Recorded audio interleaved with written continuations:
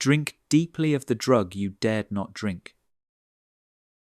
Drink deeply of the drug you dared not drink. See how it's roused you from the deep, narcotic sleep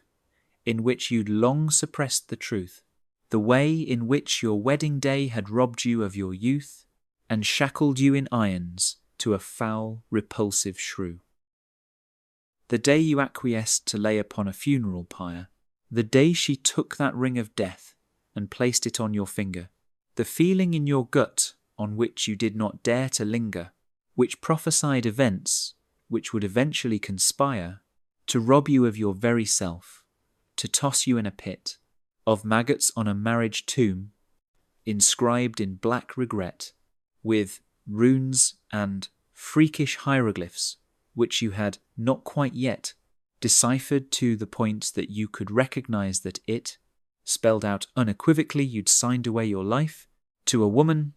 who would execute the vows that you'd just spoken by making sure your will to live and spirit were both broken, a devilishly soulless and malignant sort of wife who kept you as a trophy in a pot of boiling water, in a cauldron stoked by demons whom she took great care to choose, who catered to her every whim and took pains to amuse, their mistress who was hell-bent on your giving her a daughter, who would cling to her perversely and would soothe her as she aged, an ugly, spiteful little hag, a vile mini-me, the sort of fiendish bitch whose blackened heart would guarantee she'd jeer and ridicule you as a mark who had been caged inside a house of horrors where your every move was watched, as if you were a fly who by a spider had been caught. Her mother had arranged it so your dreams would come to naught, beginning on that fateful wedding day, the day you botched your chances to succeed and prosper, blossom and expand, smashed to pieces by a filthy ogress and her spawn. That harpy did not rest until your manliness was gone, once your seed had given her the daughter she had planned.